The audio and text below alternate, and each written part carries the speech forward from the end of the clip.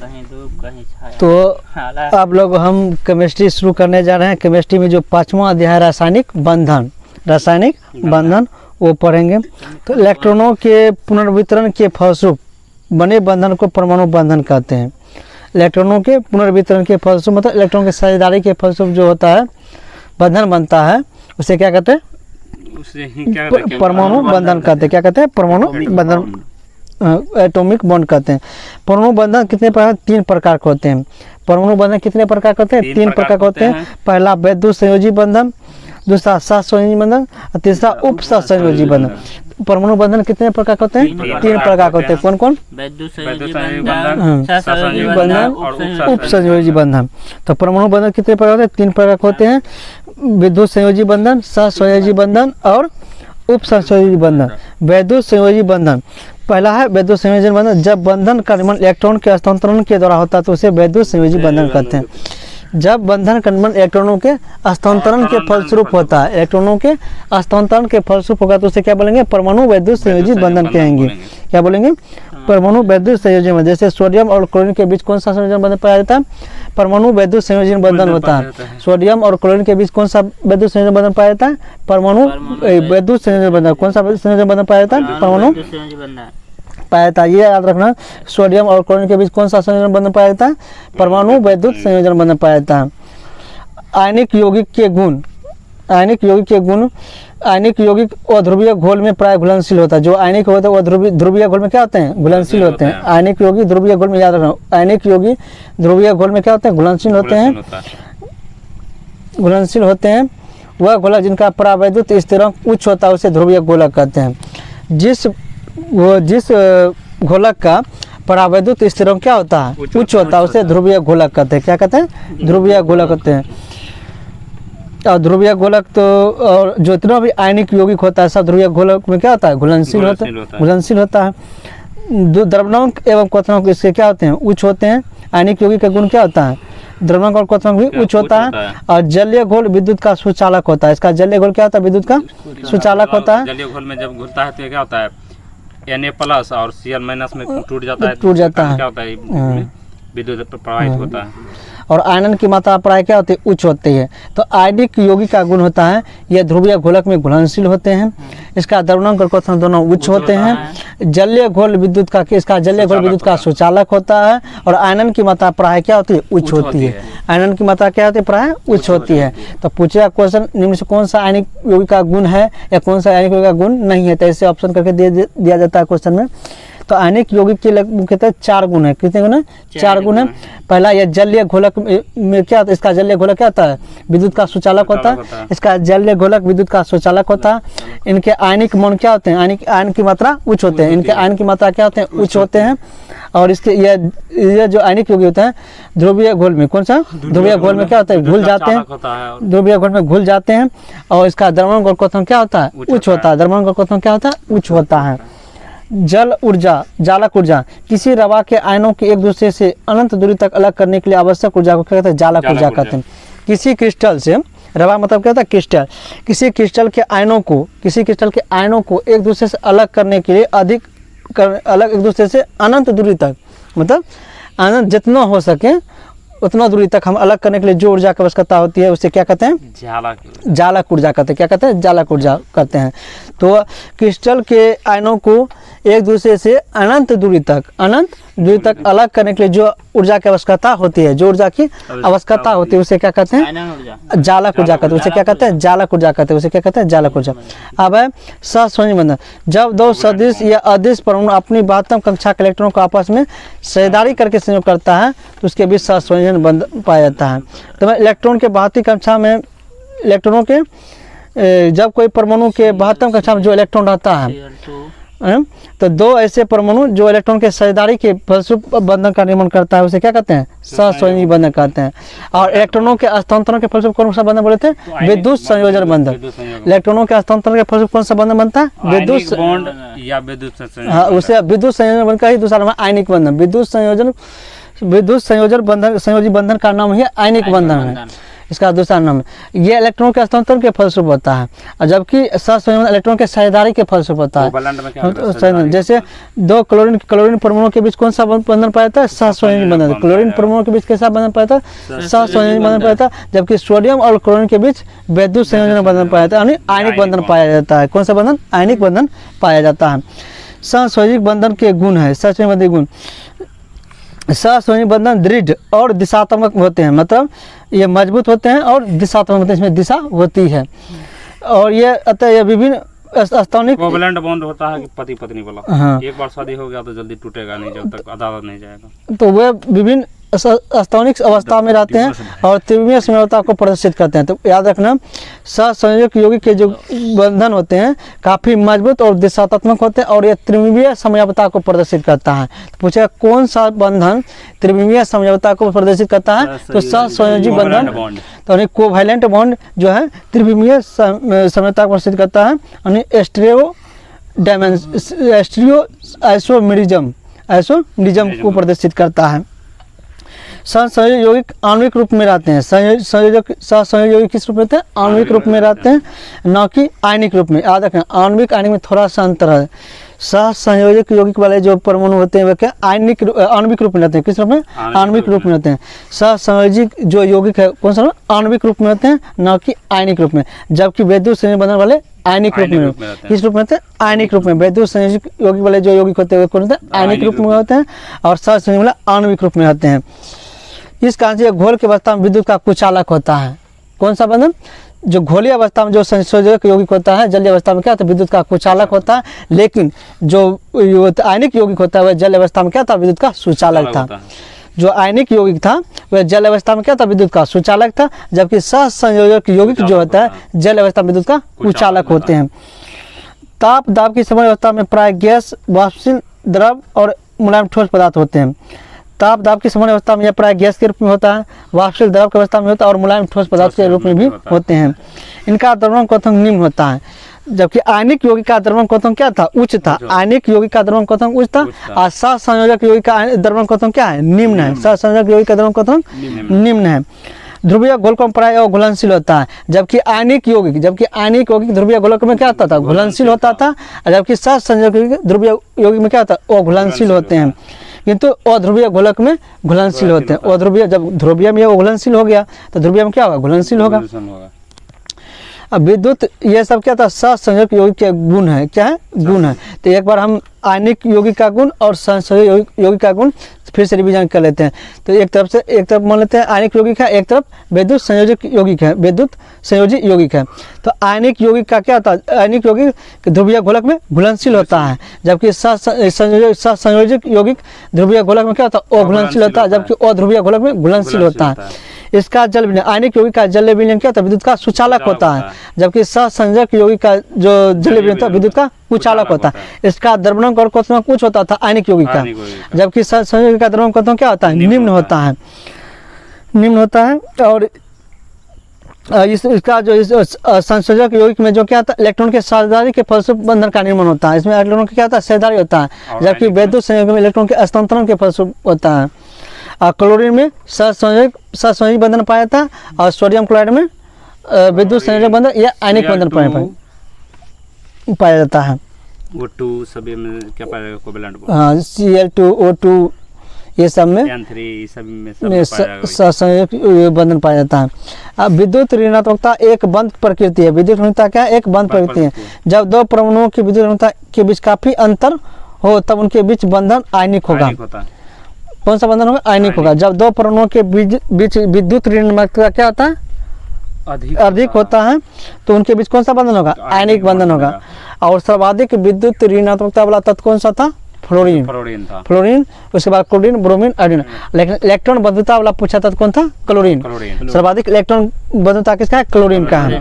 तो इसका मतलब जो है जो दो परमाणुओं के बीच विद्युत क्लोरीन का कहते, फ्लोरीन का विद्युत ऋणात्मकता क्या है? सबसे अधिक है। तो इसके बीच आयनिक बंधन क्या होगा?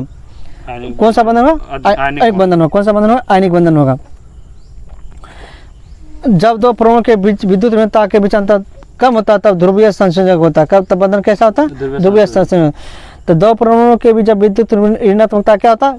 का अंतर क्या होता है, बहुत कम होता है, तो उसके बीच कौन सा बंधन होता है, ध्रुवीय सहसंयोजक बंधन। तो क्वेश्चन पूछेगा जब दो परमाणुओं के बीच यदि विद्युत निर्भरता अधिक है तो कौन सा बंधन पाया जाएगा, तो आयनिक बंधन। कौन सा बंधन, आयनिक बंधन, यानी विद्युत संयोजी बंधन।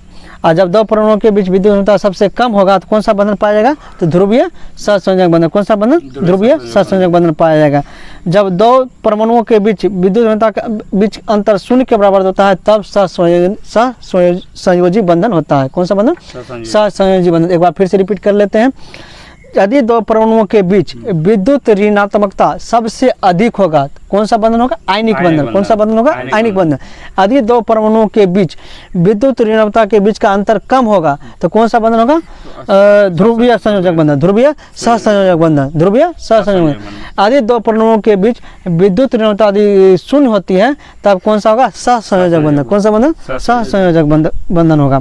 अब है उपसंयोजी बंधन। कौन सा बंधन है, उपसंयोजी बंधन।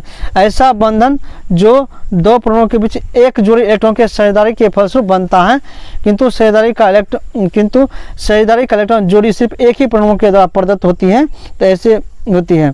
तो ऐसे बंधन को क्या कहते हैं, उपसंयोजी बंधन। मतलब ऐसा बंधन जो दो परमाणुओं के बीच इलेक्ट्रॉन के एक जोड़ी सहसंयोजक का इलेक्ट्रॉन के हस्तांतरण मतलब दोनों तरफ से होता था, इसका इलेक्ट्रॉन इस पर आता था, उसका इलेक्ट्रॉन दूसरे पर जाता था, दोनों तरफ से इलेक्ट्रॉन की साझेदारी होता है सहसंयोजी बंधन। लेकिन उपसंयोजी बंधन में क्या होता है, एक जोड़ी ही इलेक्ट्रॉन की साझेदारी और एक ही तरफ से होगा, किस तरफ से होगा, एक ही तरफ से होगा। तो ऐसे बंधन को हम क्या बोलेंगे, उपसंयोजी बंधन। उपसंयोजी बंधन मतलब ऐसा बंधन जिसमें दो परमाणुओं के बीच एक जोड़ी इलेक्ट्रॉन का हस्तांतरण होता है और यह इलेक्ट्रॉन का जो एक जोड़ी इलेक्ट्रॉन से जो हस्तांतरण होता है एक ही परमाणु के द्वारा होता है। तो उपसंयोजी बंधन में जो परमाणु इलेक्ट्रॉन जोड़ी प्रदान करता है उसे प्रदाता कहते हैं और जो परमाणु इलेक्ट्रॉन जोड़ी को स्वीकार करता है उसे स्वीकारक कहते हैं, मतलब एक्सेप्टर कहते हैं। जो मतलब प्रदान करेगा उसको वैसे नहीं बोलते, जो प्रदान करेगा उसको धनायन भी बोलते हैं, डोनर बोला जाता है। और जो स्वीकार करेगा उससे एक्सेप्टर कहा जाता है। जैसे सल्फ्यूरिक अम्ल में पूछा, इसका उदाहरण ज़्यादा इंपॉर्टेंट है। सल्फ्यूरिक अम्ल में कौन सा बंधन पाया जाता है, उपसंयोजी बंधन। सल्फ्यूरिक अम्ल में उपसंयोजी बंधन पाया जाता है। सोडियम क्लोराइड में विद्युत आयनिक बंधन पाया जाता है, विद्युत आयनिक बंधन पाया जाता है। क्लोरीन में सहसंयोजक बंधन पाया जाता है, क्लोरीन ऑक्सीजन सब में सहसंयोजक बंधन पाया जाता है, जबकि सल्फ्यूरिक अम्ल में उपसंयोजक बंधन पाया जाता है। तो उपसंयोजक बंधन क्या था, इसमें एक जोड़ी इलेक्ट्रॉन का हस्तांतरण होता था, एक ही परमाणु के द्वारा होता था, एक ही परमाणु द्वारा होता था। तो जो देता था उसको क्या बोलते हैं, मतलब डोनर बोलते हैं, और जो एक्सेप्ट करता था उसको क्या बोलते थे, जो मतलब लेता था उसको क्या बोलते थे, एक्सेप्टर बोलते हैं। क्या बोलते हैं, एक्सेप्टर बोलते हैं। अब इलेक्ट्रॉन की निर्जन जोड़ी, इलेक्ट्रॉन की निर्जन जोड़ी, इलेक्ट्रॉन की वह जोड़ी जो सहसंयोजक बंधन के निर्माण में भाग नहीं लेता है, सहसंयोजक बंधन के निर्माण में भाग नहीं लेता है, तो उसे ही इलेक्ट्रॉन की निर्जन जोड़ी कहते हैं। मतलब इलेक्ट्रॉन का ऐसा जोड़ा जो सहसंयोजक बंधन के निर्माण में भाग नहीं लेता है तो उसे इलेक्ट्रॉन की निर्जन जोड़ी बोलते हैं। क्या बोलते हैं, निर्जन जोड़ी कहते हैं। जैसे जल के निर्माण में ऑक्सीजन के पास और अमोनिया के निर्माण में नाइट्रोजन के पास दो जोड़ा एवं एक जोड़ा इलेक्ट्रॉन शेष रहता है। मतलब ऑक्सीजन के पास दो जोड़ा निर्जन जोड़ी इलेक्ट्रॉन रहता है और नाइट्रोजन के पास एक जोड़ा इलेक्ट्रॉन निर्जन जोड़ी इलेक्ट्रॉन रहता है, एक जोड़ा निर्जन जोड़ी इलेक्ट्रॉन रहता है। इनका साझा किसी भी परमाणु के साथ नहीं होता है, इसका साझा किसी भी परमाणु के साथ नहीं होता। तो इलेक्ट्रॉन की निर्जन जोड़ी क्या, निर्जन जोड़ी इलेक्ट्रॉन क्या है, तो ऐसा इलेक्ट्रॉन जो सहसंयोजक बंधन के निर्माण में भाग नहीं लेता है तो उसे निर्जन जोड़ी इलेक्ट्रॉन बोलते हैं। पूछा जाता है, पूछेंगे कि कौन मतलब ऐसा इलेक्ट्रॉन जो सहसंयोजक बंधन के निर्माण में भाग नहीं लेते तो उसे क्या बोलेंगे, निर्जन जोड़ी इलेक्ट्रॉन। जैसे ऑक्सीजन के पास कितने जोड़ी निर्जन इलेक्ट्रॉन होता था, दो जोड़ी, और नाइट्रोजन के पास एक जोड़ी निर्जन इलेक्ट्रॉन होता था। इसका यह किसी भी परमाणु के साथ क्या कहते हैं, साझा नहीं करते हैं। अमोनियम क्लोराइड में आयनिक, सहसंयोजक, उपसंयोजक तीनों आबंध होता है। याद रखना, अमोनियम क्लोराइड में कौन सा, अमोनियम क्लोराइड में आयनिक बंधन भी पाया जाता है, सहसंयोजी बंधन भी पाया जाता है और उपसंयोजी बंधन भी पाया जाता है अमोनियम क्लोराइड में। सल्फ्यूरिक अम्ल में कौन सा बंधन पाया जाता है, उपसंयोजी बंधन पाया जाता है, और क्लोरीन में सहसंयोजी बंधन पाया जाता है, और सोडियम क्लोराइड में आयनिक बंधन पाया जाता है। लेकिन अपवाद है अमोनियम क्लोराइड। कौन सा है, अमोनियम क्लोराइड, जिसमें तीनों प्रकार का बंधन पाया जाता है। कितने प्रकार, तीनों प्रकार का बंधन पाया जाता है, आयनिक, सहसंयोजी और उपसंयोजी तीनों। तो उपसंयोजी बंधन में एक जोड़ी इलेक्ट्रॉन का क्या होता था, हस्तांतरण होता था और एक ही तरफ से होता था। अब हाइड्रोजन बंधन, अब क्या है, हाइड्रोजन बंधन। कौन सा, हाइड्रोजन बंधन। हाइड्रोजन, फ्लोरीन, ऑक्सीजन और नाइट्रोजन के सहयोग से बने यौगिक के अणु ध्रुवीय होते हैं। याद रखना हमेशा, जिस यौगिक में आपको हाइड्रोजन, फ्लोरीन, ऑक्सीजन और नाइट्रोजन दिखाई पड़ जाए तो यह कैसा यौगिक होगा? ध्रुवीय होते हैं। कैसा, इसके अणु कैसा होते हैं? ध्रुवीय होते हैं। कभी कभी क्वेश्चन पूछ देता है निम्न से किस यौगिक का अणु ध्रुवीय होगा, तो जिसमें आपको हाइड्रोजन, फ्लोरीन, ऑक्सीजन और नाइट्रोजन, याद रख सकते हैं। हाइफोन मतलब ऐसे भी याद करते हैं। हाइड्रोजन, फ्लोरीन, ऑक्सीजन और नाइट्रोजन दिखाई पड़ेगा जिस यौगिक में, तो इसका मतलब समझ लो ध्रुवीय यौगिक है। ध्रुवीय यौगिक है मतलब ध्रुवीय बंधन अणु होते हैं। कौन सा अणु होते हैं? जैसे HF, हाइड्रोजन फ्लोराइड, HF जैसे हाइड्रोजन फ्लोराइड, ये कैसा है अणु? इसमें कौन सा अणु है? ध्रुवीय अणु है। और किसी भी चित्र को उभारने के लिए किसका प्रयोग किया जाता है? Hydrogen fluoride. मतलब शीशा पर जो है, मतलब लिखने के लिए किसका प्रयोग किया जाता है? शीशा पर चित्र को उभारने के लिए हाइड्रोजन फ्लोराइड का ही उपयोग किया जाता है। H2O जिसमें H दिखाई पड़ रहा है, तो जल में भी कौन सा अणु है? ध्रुवीय अणु है। जल में भी कैसा अणु है? ध्रुवीय अणु। NH3 अमोनिया, NH3 अमोनिया, इसमें भी ध्रुवीय अणु है। और ये इसमें कितने जोड़ी पाए जाते हैं निर्जलीय इलेक्ट्रॉन? एक जोड़ी। कितना जोड़ी? एक जोड़ी पाया जाता है। नाइट्रोजन में एक जोड़ी पाया जाता है। तो याद, ये क्वेश्चन पूछा जाता है। अब निम्न से कौन सा ध्रुवीय अणु, किसमें ध्रुवीय अणु पाया जाता है? सोडियम क्लोराइड HF दे देगा और कुछ सब दे देगा, इससे 4 तो याद रखना, जिसमें आपको हाइड्रोजन, फ्लोरीन, ऑक्सीजन और नाइट्रोजन दिखाई पड़े उसी में ध्रुवीय अणु पाए जाते हैं। जैसे HF, H2O, NH3 आदि। HF अणु में H विद्युत धनात्मक और F क्या होता है? विद्युत ऋणात्मक। फ्लोरीन क्या? वैसे भी हम जानते हैं फ्लोरीन सर्वाधिक विद्युत ऋणात्मक होता है। तो H क्या है? हाइड्रोजन विद्युत धनात्मक होता है और F विद्युत ऋणात्मक होता है। अतः H और F के बीच सहसंयोजक बंधन नियमों में संलग्न इलेक्ट्रॉन युग्म थोड़ा F की ओर खींचा जाता है। फलतः F परमाणु पर थोड़ा ऋण आवेश क्या होता है एवं H परमाणु पर थोड़ा धन आवेश आ जाता है। मतलब F परमाणु पर थोड़ा ऋण आवेश बढ़ जाता है, मतलब सिग्मा बॉन्ड सिग्मा माइनस आ जाता है F पर, और हाइड्रोजन परमाणु पर सिग्मा प्लस आ जाता है, मतलब थोड़ा बढ़ जाता है। अतः एक HF पर अणु का विद्युत धनात्मक सिरा दूसरे HF अणु के विद्युत धनात्मक सिरे की अपनी ओर खींचता है। तो याद रखना, तो हाइड्रोजन बंधन किसमें पाया जाता है? जिसमें, और ये भी याद रखना, ध्रुवीय अणु, जिसमें ध्रुवीय अणु होता है उसी में हाइड्रोजन बंधन भी पाया जाता है। जिसमें ध्रुवीय अणु होगा उसी में हाइड्रोजन बंधन में पाया जाता है। जैसे HF, H2O, NH3 में हम जाने के ध्रुवीय अणु पाया जाता है, तो इसका मतलब इसमें हाइड्रोजन बंधन पाया जाता है। बंधन ऊर्जा का क्रम, सबसे अधिक बंधन ऊर्जा किसका होता है? त्रिबंध का। सबसे अधिक बंधन ऊर्जा किसका होता है? त्रिबंध का, उसके बाद द्विबंध का, उसके बाद एकल बंध का। सबसे अधिक बंधन ऊर्जा ट्रिपल बॉन्ड में होता है, उसके बाद डबल बॉन्ड में होता है, उसके बाद सिंगल बॉन्ड में होता है। उसके बाद याद रख सकते हैं कि जो बड़ा है तो मतलब वैसे 2-3 भाई है, उसको अगर कोई उससे मार करना चाहेगा तो तीनों भाई से लड़ना पड़ेगा, और अकेला रहेगा तो कोई भी मार कर देगा। इसलिए याद रखते हैं तीसरा क्या है? त्रिविम में सबसे अधिक होगा डबल में से संख्या के दृष्टि 1 2 3 में बड़ा कौन है? 3 है। उसके पास बंधन ऊर्जा अधिक है, उसके बाद उससे कम क्या है? 2 है, तो उसके बाद बंधन ऊर्जा अधिक होगा। सबसे छोटा संख्या 1 है, तो उसके बाद बंधन ऊर्जा कम होगा। तो ऐसे भी हम लोग याद रख सकते हैं। बंधन दूरी का क्रम, लेकिन बंधन क्रम दूरी उल्टा हो जाता है। जो अकेला रहता है अगर मतलब दूरी फैल के रहता है तो उसके पास उसके बीच दूरी अधिक होगा। द्विबंध उससे कम होता है और ट्रिपल बंध उससे भी कम होता है। तो दूरी सबसे अधिक सिंगल बंध में होता है, उसके बाद सबसे कम, उसके बाद डबल बंध में होता है, उसके बाद ट्रिपल बंध में होता है। लेकिन बंधनों की क्रियाशीलता सबसे अधिक वही होगा जिसकी बंधन ऊर्जा अधिक होगी। जिसकी बंधन ऊर्जा अधिक होगी उसकी बंधनों की क्रियाशीलता भी अधिक होगी। तो बंधन ऊर्जा किसका अधिक था? सबसे अधिक ट्रिपल बंध का था, तो इसका मतलब उसके बंधनों की क्रियाशीलता क्या है? सबसे अधिक होगी। उसके बाद किसका था? बंधन ऊर्जा अधिक डबल बंध का था। इसके बीच इसका मतलब है कि इसके बंधनों की क्रियाशीलता, इसके बाद ट्रिपल बंध के बाद इसी का होगा, डबल बंध का होगा, उसके बाद सिंगल बंध का होगा। तो याद रखो, जो बंधन ऊर्जा का जो क्रम है, बंधन ऊर्जा का जो क्रम है वही बंधन की क्रियाशीलता का भी क्रम होगा। लेकिन दूरी इसका उल्टा हो जाता है। सिंगल बंध वाला का दूरी अधिक होगा, उसके बाद डबल बंध वाला होगा, उसके बाद ट्रिपल बंध वाला होगा। यह आकर्षण दो हाइड्रोजन फ्लोराइड अणुओं के बीच एक नए प्रकार के बंधन का सृजन करता है, जिसे हाइड्रोजन बंधन करता है। हाइड्रोजन बंधन कहते हैं। हाइड्रोजन बंधन जल एवं हाइड्रोजन साइनाइड में होता है। हाइड्रोजन बंधन जल और हाइड्रोजन साइनाइड में होता है। वही जिसमें HFON पाया जाएगा उसी में हाइड्रोजन बंधन होगा ही। तो याद रखना पाया जाएगा तो हाँ, जैसे पूछेगा जल में क्या हाइड्रोजन बंधन है तो बोलेंगे हाँ है। जल का अणु कैसा है तो ध्रुवीय अणु है। जल का अणु कैसा है ध्रुवीय अणु है। जैसे हाइड्रोजन फ्लोराइड क्या बोलेंगे हाइड्रोजन बंधन है तो बोलेंगे हाँ है। कौन सा अणु है तो ध्रुवीय अणु है। तो ऐसे दो तरह टाइप के क्वेश्चन पूछा जा सकता है।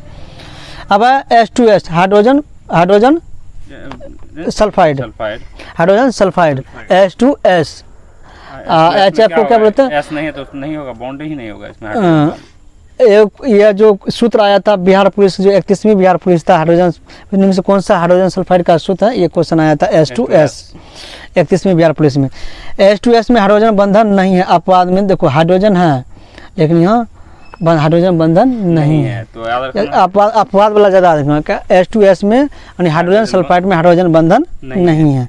हाइड्रोजन सल्फाइड में हाइड्रोजन बंधन नहीं है। हाइड्रोजन बंधन एक कमजोर स्थिर विद्युत आकर्षण बल है। कैसा बल है? कमजोर स्थिर विद्युत आकर्षण बल है जो सहसंयोजक बंधन से कमजोर होता है। हाइड्रोजन बंधन जो है सहसंयोजक बंधन से भी कमजोर होता है। ऐसे आवारा तत्व का कोई मतलब आवारा आदमी का भी कोई गिनती नहीं होता है। उसी प्रकार से हाइड्रोजन क्या आवारा था इसका भी कोई वैल्यू नहीं था। तो हाइड्रोजन बंधन क्या होता है? सहसंयोजक बंधन से क्या होता है? चिपक जाता है। हाइड्रोजन बंधन जो होगा सहसंयोजक बंधन से क्या होगा? कमजोर होगा। हाइड्रोजन बंधन सिर्फ फ्लोरीन ऑक्सीजन और नाइट्रोजन के यौगिक में ही पाया जाता है। फ्लोरीन ऑक्सीजन और नाइट्रोजन के यौगिक में ही पाया जाता है हाइड्रोजन बंधन। मतलब H कह दिया था, H कह दिया था। हाइड्रोजन बंधन फ्लोरीन ऑक्सीजन नाइट्रोजन यौगिक में पाया तो है। तो हाइड्रोजन फ्लोरीन ऑक्सीजन और नाइट्रोजन साइनाइड में भी पाया जाता है हाइड्रोजन। तो H2S में नहीं था, हाइड्रोजन सल्फाइड में नहीं था। अब सिग्मा बॉन्ड याद रखना हाइड्रोजन बंधन फ्लोरीन क्लोरीन और नाइट्रोजन के यौगिक में पाया जाता है। फ्लोरीन फ्लोरीन ऑक्सीजन और नाइट्रोजन के यौगिक में पाया जाता है। याद रखना फ्लोरीन ऑक्सीजन नाइट्रोजन के यौगिक में हाइड्रोजन बंधन पाया जाता है। सिग्मा बॉन्ड जब दो परमाणुओं के ऑर्बिटल एक दूसरे से एक रैखिक अक्ष पर अति व्यापन करते हैं तब दोनों परमाणुओं के बीच बने बंधन को सिग्मा बॉन्ड कहते हैं। सिंगल बॉन्ड जहाँ होगा उसी को सिग्मा बॉन्ड, सिंगल बॉन्ड को ही सिग्मा बॉन्ड कहा जाता है। अब है संस्करण का प्रमुख प्रकार। डबल बॉन्ड होता है, जहाँ डबल बॉन्ड होता है उसमें से एक सिग्मा रहता है, एक पाई रहता है। एक सिग्मा बॉन्ड रहता है, एक पाई बॉन्ड रहता है। डबल में एक सिग्मा एक पाई होता है और सिंगल में सिर्फ सिग्मा होता है। सिंगल बॉन्ड क्या होता है? इसके मतलब कमजोर होता है। अब है संस्करण हाइब्रिडाइजेशन का प्रमुख प्रकार, ये पूछा जाता है। sp संस्करण का आकृति कैसा होता है? एक रेखीय होता है। sp संस्करण का कैसा होता है? एक आकृति कैसा होता है? एक रेखीय होता है। sp2 का कैसा होगा? त्रिकोणीय होगा। sp2 का कैसा होगा? त्रिकोणीय। sp एक रेखीय, sp2 त्रिकोणीय होगा। sp3 त्रिकोणीय पिरामिड जैसा आकृति होगा, त्रिकोणीय पिरामिड जैसा होगा। sp3 त्रिकोणीय तो होगा लेकिन पिरामिड जैसा होगा। sp2 सिर्फ त्रिकोणीय होगा। sp3 त्रिकोणीय द्विपिरामिडीय आकृति होता है। sp3 त्रिकोणीय होगा और लेकिन द्विपिरामिडीय होगा। sp3 त्रिकोणीय द्विपिरामिडीय होता है। sp3d2 अष्टफलकीय आकृति का होता है। sp3d2 अष्टफलकीय होता है। sp3d2 कैसा है? इसकी sp3 अष्टफलकीय आकृति होता है। sp3d3 यह पंचभुजीय द्विपिरामिडीय आकृति होता है। sp3d3 कैसा होता है? पंचभुजीय द्विपिरामिडीय आकृति होता है। एक बार फिर से पढ़ लेते हैं। sp रेखिक होगा। sp कैसा होगा? रेखिक होगा। sp2 त्रिविमीय होगा। sp2 त्रिविमीय होगा। sp3 त्रिविमीय होगा लेकिन पिरामिड जैसा होगा। sp3 त्रिविमीय होगा लेकिन पिरामिड जैसा। sp3d त्रिकोणीय होगा लेकिन द्विपिरामिडीय होगा। sp3d त्रिकोणीय होगा लेकिन द्विपिरामिडीय आकृति होगा। sp3d2 अष्टफलकीय होगा। sp3d2 अष्टफलकीय आकृति होगा। sp3d3 दोनों 3 है तो अष्टभुजीय पंचभुजीय द्विपिरामिडीय है।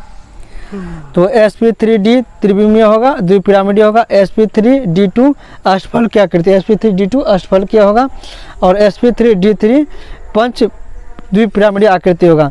पाई बॉन्ड जब दो प्रमुख ऑर्बिटलों के पास अतिव्यापन होता है तो इससे निर्मित बंध को पाई बॉन्ड कहते हैं। इसमें पाई बॉन्ड में एक सिग्मा बॉन्ड भी होता है, एक पाई बॉन्ड भी होता है। डबल बॉन्ड वाला में एक सिंगल बॉन्ड एक पाई बॉन्ड भी होता है।